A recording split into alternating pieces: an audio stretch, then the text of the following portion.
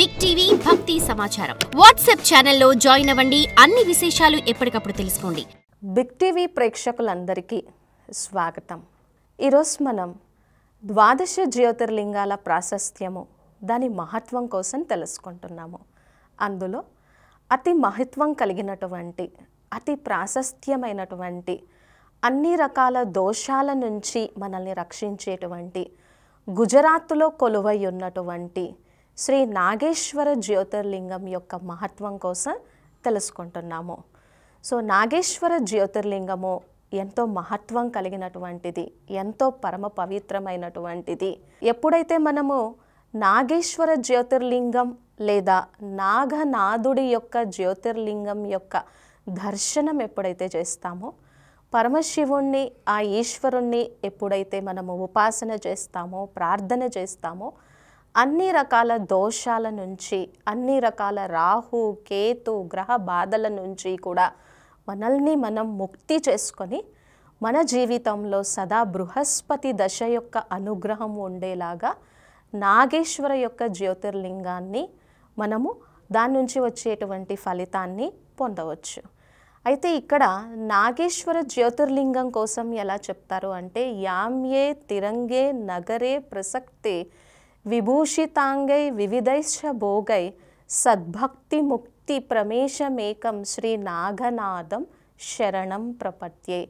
సద్భక్తి ముక్తి ఇచ్చేటువంటి వాడు భగవంతుడు. అంటే ఇక్కడ నాగనాథుడికి నేను ఎలా నమస్కరిస్తున్నాను అంటే, తండ్రి, నా జీవితంలో ఉన్నటువంటి అజ్ఞాన అంధకారాన్ని నీవు తొలగించగలవు, నాకు సద్భక్తిని ముక్తిని కూడా ఇస్తున్నావు.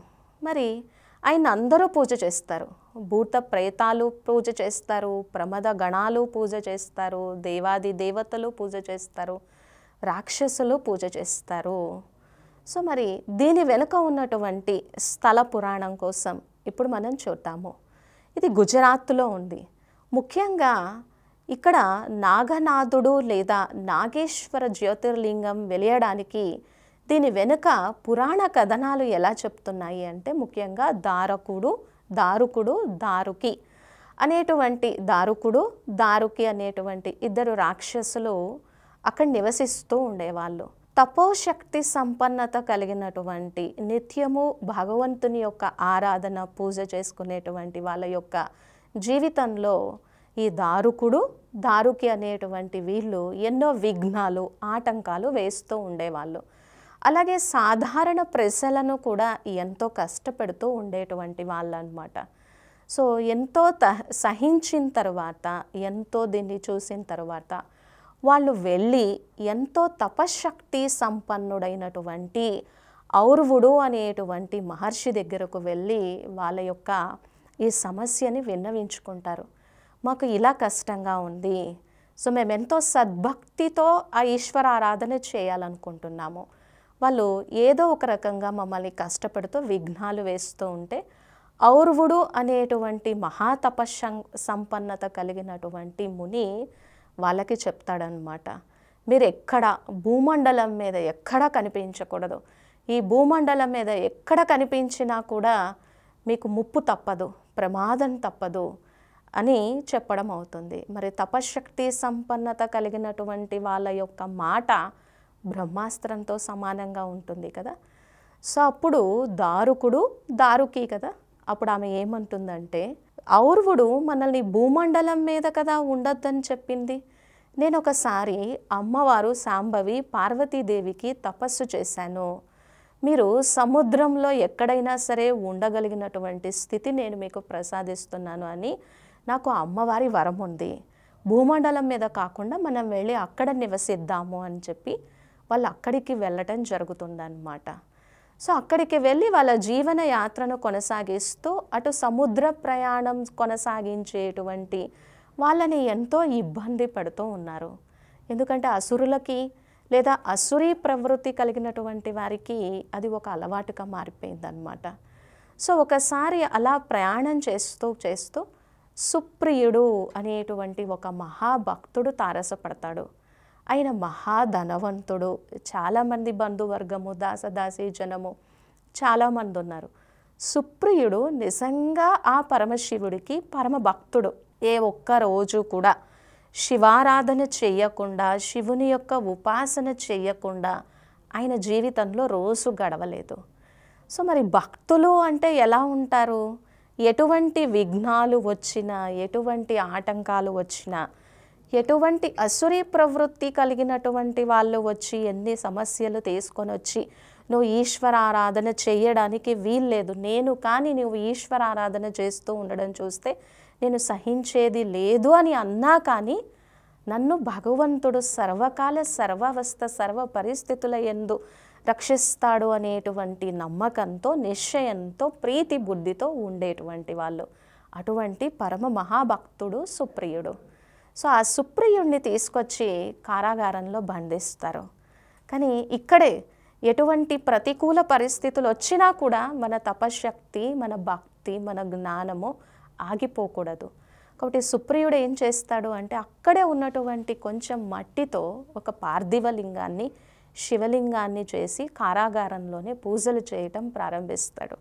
సో వీళ్ళు ముందుగానే బెదిరించడం అవుతుంది. మీరు కానీ శివారాధన చేస్తే సహించేది లేదు, ఈశ్వరారాధన చేస్తే సహించేది లేదు అని సుప్రియుడి మీద కత్తి పెట్టడం అయితే, నిజంగా పరమ భక్తుల జోలికి వస్తే పరమశివుడు సహించేది లేదు.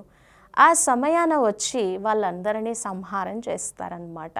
అప్పుడు పార్వతీదేవి, నేను ఆమెకి వరం ఇచ్చాను, నువ్వు ఇలా చేయడానికి వీల్లేదు అని అంటే, అప్పుడు పరమశివుడు అంటాడు, వాళ్ళు రాక్షసులు, వాళ్ళకి ఇచ్చినటువంటి వరాన్ని ఎలా ఉపయోగించుకొని సద్వినియోగం చేసి లోక కళ్యాణం కోసం దాన్ని ఉపయోగించుకోవాలో తెలీదు.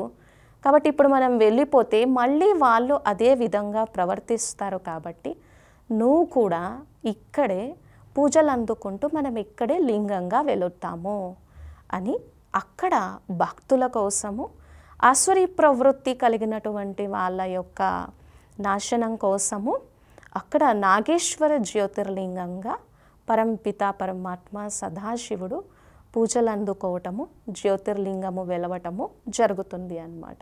ఇటువంటివన్నీ విన్నప్పుడు నిజంగా మనం కూడా ప్రతికూల పరిస్థితులు, ఎన్ని విఘ్నాలు సమస్యలు వచ్చినా కూడా ఈశ్వర ఆరాధన ఆపకుండా మనం సద్భక్తితో ఉంటే దానికి ఫలితంగా మనము ముక్తిని, సద్భక్తిని కూడా పొందొచ్చు అనేది మనం దీని నుంచి తెలుసుకుంటున్నాం.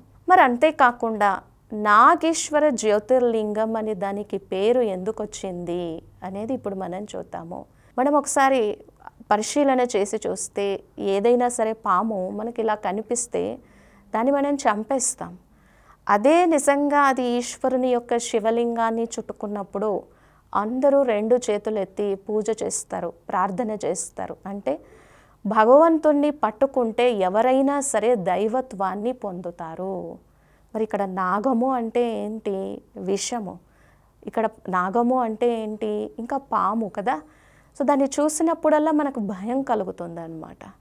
సో మన జీవితంలో ఏదైనా భయం ఉన్నా, సో ఏదైనా మనస్సులో ఎటువంటి దోషాలు ఉన్నా, అజ్ఞానం ఉన్నా, వాటన్నింటినీ తొలగించి సద్భుక్తిని, ముక్తిని ఇవ్వగలిగినటువంటి శక్తి ఆ నాగేశ్వర జ్యోతిర్లింగానికి ఉంది. సో ఎప్పుడైతే మరి దీని ప్రాశస్త్యాన్ని, దీని మహత్వాన్ని తెలుసుకొని మనం పూజ చేస్తామో దాని నుంచి వచ్చేటువంటి ఫలితాన్ని మనము పొందగలము. ఇలా గుజరాత్లో నాగేశ్వర జ్యోతిర్లింగంగా ఆ పరమశివుడు పూజలు అందుకుంటూ భక్తజనం అందరినీ కూడా అనుగ్రహిస్తూ సద్భక్తిని, ముక్తిని ప్రసాదిస్తూ ఆ ఈశ్వరుడు మనందరి కోసము భోలానాథుడై మనందరినీ అనుగ్రహిస్తూ ఉన్నాడు. సో ఎప్పుడైతే మనం దీని యొక్క ప్రాశస్త్యాన్ని, మహత్వాన్ని తెలుసుకుంటామో మన జీవితంలో మనము పొందాల్సినటువంటి ఎన్నో సత్ప్రయోజనాలను పొంది సంతోషకరమైనటువంటి, ఆనందంతో కూడినటువంటి జీవితాన్ని జీవిస్తూ నాగేశ్వరుని యొక్క, ఆ ఈశ్వరుని యొక్క, భోలానాథుని యొక్క అన్ని అనుగ్రహాలకి మనల్ని మనము పాత్రులుగా చేసుకోగలము. For more videos like this, subscribe Big TV channel.